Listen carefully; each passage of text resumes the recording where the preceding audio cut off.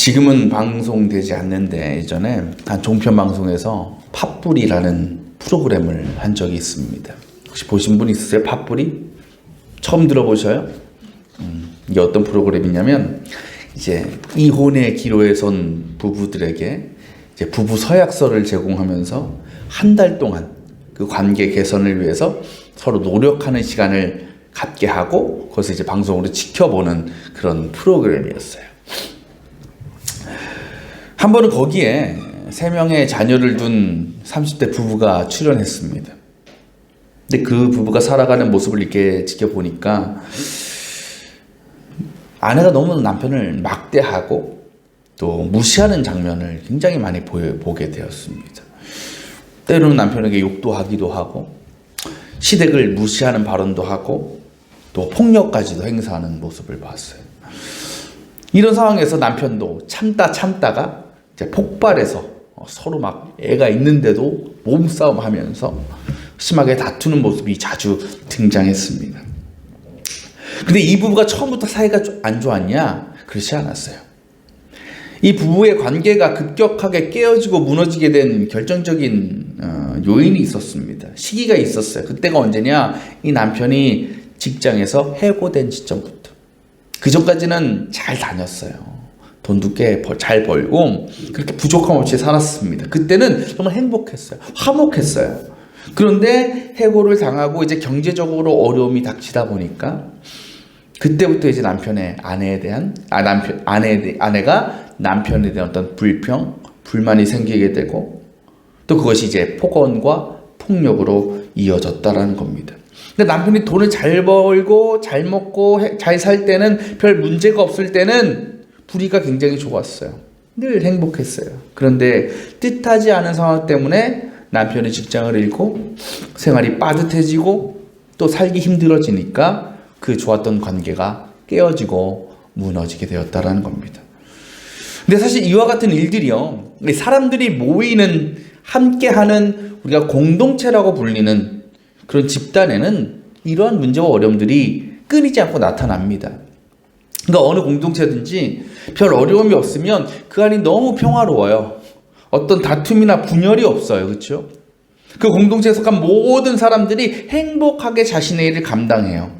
그런데 그 안에 어떤 문제가 생기고 어떤 고난이 닥치게 되면 그때부터는 좀 얘기가 달라집니다. 어떤 사람은 그 공동체 안의 문제가 나에게 피해를 줄까봐 그 상황을 모른 척하기도 하고요. 또 누군가는 그 문제의 책임에서 나는 벗어나기 위해서 슬며시 그 공동체에서 발을 빼버립니다. 혹 어떤 사람은 그 모든 책임을 다른 사람들에게 돌리면서 나는 그 어려움에서 벗어나려고 합니다. 결국 그러다 보면 그 공동체는 깨어지고 무너질 수밖에 없다라는 거죠. 그렇다면 교회는 어떨까? 교회는 하나님께서 세우셨죠. 하나님께서 예배하신 공동체. 거룩한 공동체입니다. 그러면 그러한 교회는 이러한 문제로부터 자유로울까요? 그렇지 않다라는 겁니다. 예수님께서 부활하시고 승천하시기 전에 제자들에게 뭘 약속하셨습니까? 뭘 보내죠? 성령을 보내주시다고 약속하셨죠. 그리고 이제는 내가 아니라 성령께서 언제 어디서나 너희들을 인도하시며 복음의 사명을 감당케 하실 것임을 약속하셨어요.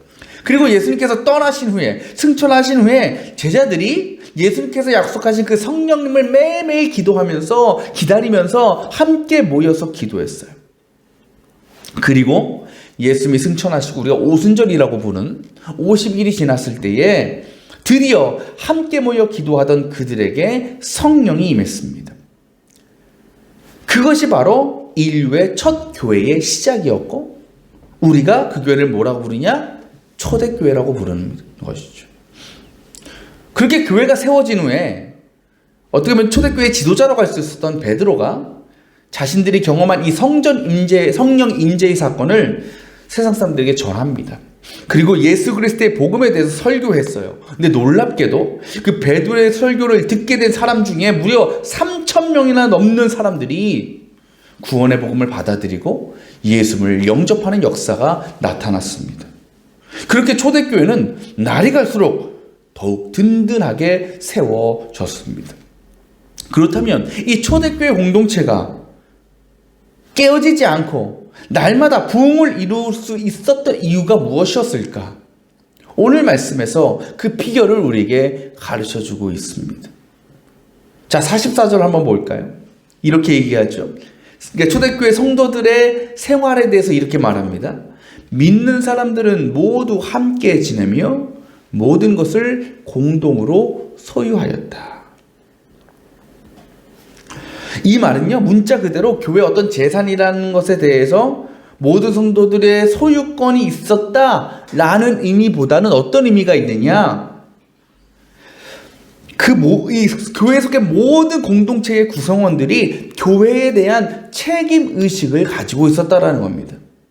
곧 교회는 물론 하나님이 세우셨지만 하나님께서 성도들을 보내신 이유가 뭡니까? 부르신 이유가 뭐예요?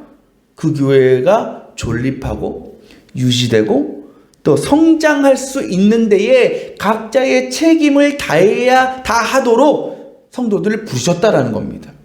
그걸 강조한 말씀입니다. 또 45절에는 어땠다 그래요? 그들은 재산과 소유물을 팔아서 모든 사람에게 필요한 대로 나누어 주었다.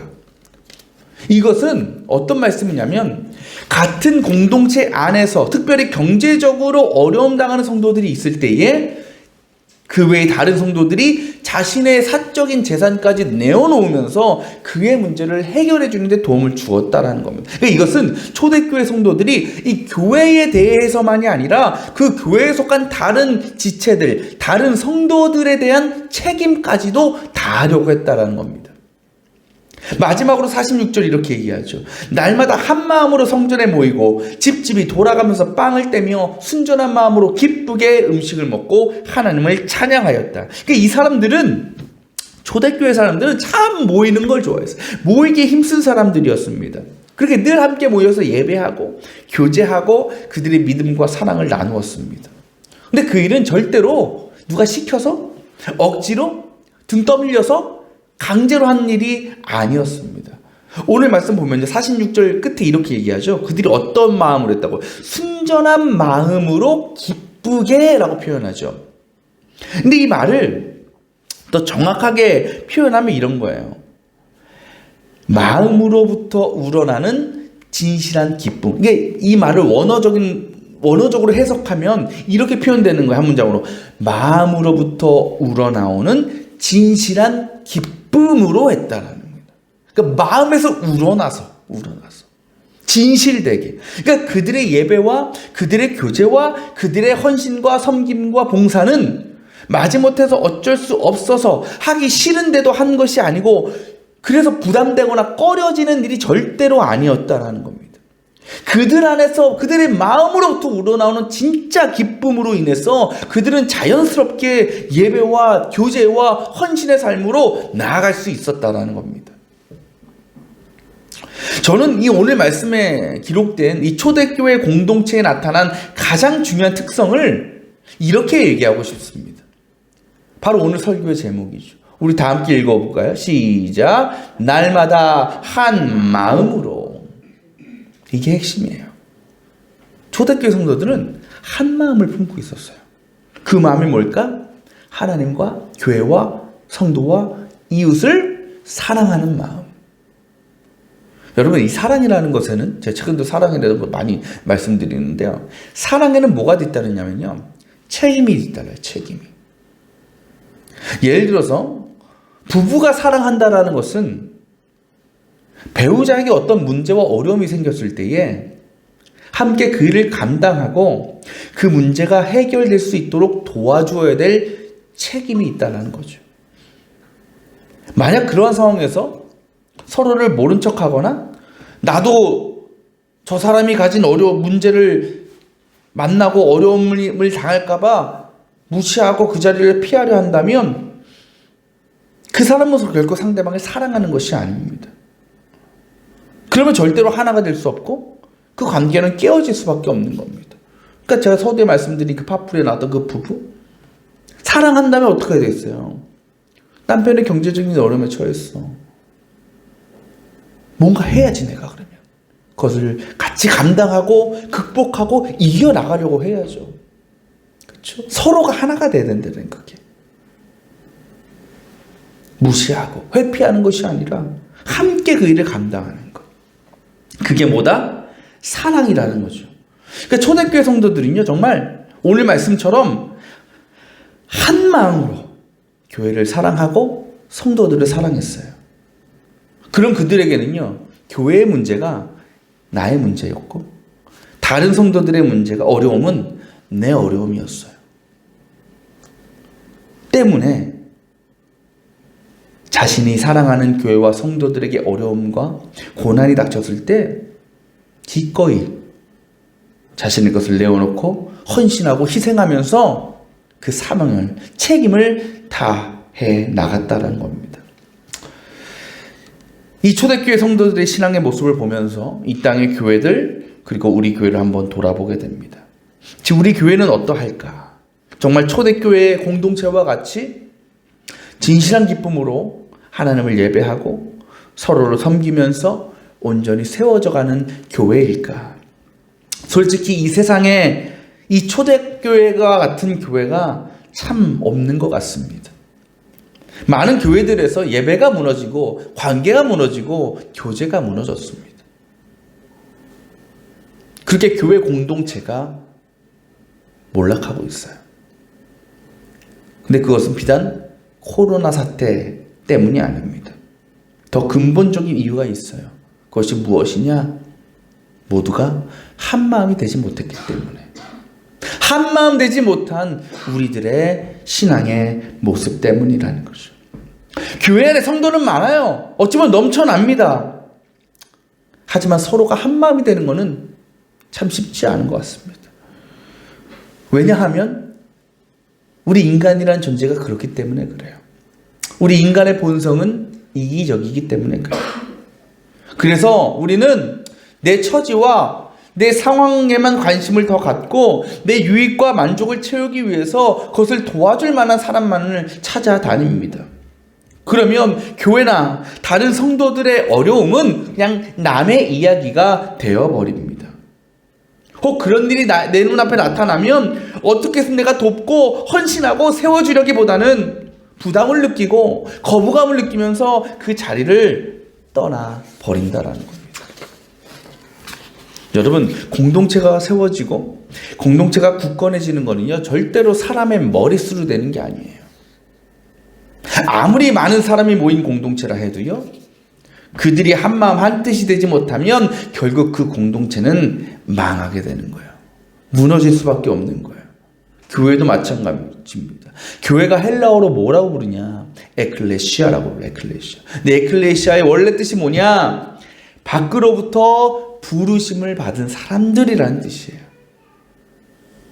곧 교회는 하나님의 부르심을 받은 자들이 모인 공동체입니다. 사실 그런데 그렇게 부르심을 받은 사람들이 같은 게 하나도 없어요. 우리 교회만 해도 몇 안 되지만 뭐 같은 게 뭐가 있습니까? 나이 달라, 형편 달라, 성격 달라, 사회적인 지위 달라. 너무나 다양하고 다른 사람들이 모인 곳이 교회인 거예요. 그래서 세상적인 시선으로 보면 한마음이 될 수가 없는 공동체예요, 교회라는 것이. 세상의 공동체는 어떻습니까? 대부분 끼리끼리 모이죠. 끼리끼리 모여. 뭐 동호회만 가도 그렇고, 직장도 어떻게 보면 한 프로젝트, 한 회사의 사업을 위해서 함께 모인 사람들 아니겠어요? 근데 교회는 너무 달라요. 초대교회도 사실 그랬어요. 초대교회도요, 그 마가의 다락방에서 함께 기도하던 그 제자들과 성도들, 그리고 수천 명의 성도들에 이르기까지 그들이 같은 게 뭐가 있었겠어요? 다 다르죠. 모두 다 달랐어요. 하지만 그렇게 달랐던 그들은 한 마음이 됐다니까요. 한 마음을 품고 교회를 세워 나갔다니까요. 어떻게 그럴 수 있었을까요? 그 교회가 무엇으로 세워진 교회이기 때문에? 성령으로 세워진 교회이기 때문에. 성령. 여러분, 성령님은 하나 되게 하시는 분이에요. 하나 되게 하시는 분. 그 하나 되게 하시는 성령의 임재로 세워진 초대교회, 그리고 똑같은 성령의 역사를 경험하였던 모든 성도들이 한 마음을 이루었다라는 것은 어찌 보면 자연스러운 일이었어요. 당연한 일이었다라는 겁니다. 그러니까 말씀드린 우리 인간의 본성은 이기적이에요. 나밖에 몰라요. 그런 우리가 하나가 되는 것, 한 마음을 이루는 것은 어쩌면 불가능해요. 불가능해요. 그렇기 때문에 교회 안에 누가 필요하냐? 성령님이 필요한 거예요. 우리를 하나 되게 하시는 분이 성령님이시기 때문에 우리는 늘 성령을 갈망해야 되고 성령을 간구해야 되고 성령 안에서 살아야 되는 거예요. 자, 여러분 오늘 말씀 보면 그렇게 성령 안에서 날마다 한 마음으로 예배하고 성도와 이웃을 섬기며 세워졌던 그 초대 공동체를 통해서 나타난 놀라운 역사를 기록하고 있어요. 47절 한번 볼까요? 뒤에 뭐라고 얘기합니까? 그들은 모든 사람에게서 호감을 샀다. 이 말을 개역개정에 보면 모든 사람으로부터 칭송을 받았다라고 얘기해요. 그 영어 성경을 보니까 favor라고 하다. favor. 선호하다, 좋아하다라는 뜻이죠. 이야, 엄청난 거 아닙니까? 이것은요, 당시 공동체 안의 성도들 뿐 아니라 교회 밖에서, 그것은 무슨 의미야? 아직 주님을 모르는 사람들, 주님을 믿지 않는 사람들에게도 교회가 어떤 대상이냐? 호감의 대상이고 칭찬의 대상이고 선호의 대상이 되었다라는 거죠. 그러니까 교회가 신앙 공동체로서 그 정체성을 잘 지키고 실천하면 정말 모든 사람들이 좋아하고 기뻐하고 영광받는 그런 곳이 된다라니까요. 제가 작년에 12월 초에 제 옛날 사역하던 교회에 그 제자가 결혼을 해서 제가 뭐 기도 맡아달라 그래서 가서 기도하고 왔어요. 근데 그 전까지도 이제 그 제자하고 자주 이제 만나서 교제하고 이야기 나누고 이제 서로에 대한 기도도 하고 그런 시간을 가졌거든요. 근데 그 친구가 31살입니다. 1살. 이제 31살 됐죠. 일찍 결혼한 거죠, 요새로 치면. 그런 얘기를 하는 거예요. 남친은 오래 만났는데 아직 뭐 결혼에 대한 어떤 확신이나 그런 생각이 사실 없었다라는 거예요. 또 왜 그러냐? 요새 너무 이제 가정이 좀 무너지고 또 그런 가정들을 많이 보다 보니까 아이고 혹시 저렇게 될까봐 결혼하는 게 좀 두렵고 무섭다라는 거예요. 근데 결혼 이제 앞두고 저에게 이런 얘기를 하는 거예요. 목사님, 제가 사실 결혼에 대해서 그 전까지는 좀 두렵기도 하고 좀 걱정되기도 했는데 뭐 있는 그대로 말씀드리는 겁니다. 여러분 오해하지 마세요. 목사님 살아가는 거 보니까 목사님네 가정 보니까 참 결혼은 참 결혼하면 참 좋겠다라는 생각이 들었다라는 거예요. 그래서 그것이 그 목사님네 가정을 통해서 저렇게 살면 참 결혼은 행복한 거구나, 결혼은 좋은 거구나 라는 확신이 들어서 내가 또 결혼하기로 또 마음먹은데 또 목사님이 도움 주셨다고 이렇게 얘기하는 거예요. 우리 집안 속도 모르고 그래서 얼마나 감사하던지 그래요. 뭐 저희가 잘났다고 얘기하는 게 아니고 모든 건 제 아내의 공으로 돌리지만 그래요. 주변에서 결혼 생활에 대해서, 결혼이라는 것에 대해서 그냥 행복하고 좋고 평화로운 것만 보면 사람 마음이 결혼을 하고 싶을 수밖에 없어요. 나도 결혼하고 해야지, 나도 가정을 꾸려야지. 근데 그렇지 않은 모습만 보면 누가 결혼하고 싶겠어요? 누가 가정을 이루고 싶겠어요? 교회도 마찬가지. 교회 안에서 교회가 정말 한마음 돼서 서로를 사랑하고 하나님을 사랑하고 더 나아가서 이웃과 주의 믿지 않는 사람들까지도 품고 사랑하는 모습을 보여주면 믿지 않은 사람들이 교회를 뭐한다? 선호하게 되고 호감을 갖고 칭찬하게 된다라니까요. 근데 그것으로 그냥 칭찬으로 끝나는 게 아닙니다. 오늘 말씀은 뭐라 그래요? 주님께서는 구원받는 사람을 날마다 더하여 주셨다. 그렇게 교회를 칭찬하고 좋아하고 선호하는 사람들이 이제는 교회 밖이 아니라 교회 안으로 들어오게 된다는 거예요. 주님께로 나오게 되는 거예요. 구원받는 역사가 나타난다는 겁니다. 여러분, 지금 왜 이렇게 이 땅의 교회들이 세상으로부터 비난을 받고 손가락질 당하고 소외를 당합니까? 누구 때문이에요? 하나님 때문에? 저 사람들의 생각이 삐뚤어져서? 아니에요. 우리 때문이에요. 교회 때문이에요. 성도들 때문이에요. 교회가, 그리고 그 안에 속해 있는 성도들이 한마음 한뜻이 되지 못하기 때문에 그래요. 그래서 서로와 또 세상을 향한 섬김과 희생의 모습, 곧 하나님의 사랑을 증거하면서 살지 못한 우리의 이기심과 탐욕과 교만 때문에 그들은 우리를 인정하지 못하고 비난하고 손가락질하는 겁니다. 그래도 우리 교회는 감사한 것이, 그래도 우리 교회는요, 이 주변에서는 그래도 호감을 주고 있습니다. 저번에도 교회 집주인 전화 오셔가지고, 아유, 가장 좋은 건 집주인한테 호감을 받는 거고, 그죠? 아유, 목사님, 아유, 참, 옆에 가게들에서 참 좋아하시대요. 그래. 얼마나 감사한지. 안 믿는 분들이 있잖아요. 다 주일날 일하시고. 사실 교회가 그런 주변과의 관계를 잘 이루어가는 게 사실 쉽지가 않거든요. 그렇죠? 그럼에도 참 우리 교회가 주변의 분들로부터 호감을 받고 좀 좋아해 주시는구나 라는 생각에 참 감사하더라고요. 그렇죠? 저는 2022년 준비하면서 올해 우리 교회 비전을 어떻게 정할까, 어떤 말씀을 품고 우리가 한 해 동안 교회를 세워나갈까 고민하다가 바로 오늘 말씀을 보게 되었고, 그렇게 비전을 정하게 되었습니다. 올해 우리 교회 비전이 뭐라고요? 날마다 한 마음으로. 바라기는 우리 머릿속교회 모든 성도들이 성령님께서 허락하시는 그 한 마음을 품고 올 한 해 동안 우리 교회와 또 성도들과 또 우리의 이웃들을 살리고 세우는 일에 열심을 다할 수 있기를 바랍니다. 그것이 바로 하나님께서 여러분을 우리 머릿돌 교회로 부르신 목적이고, 여러분에게 하나님께서 허락하신 거룩한 책임인 줄 믿습니다.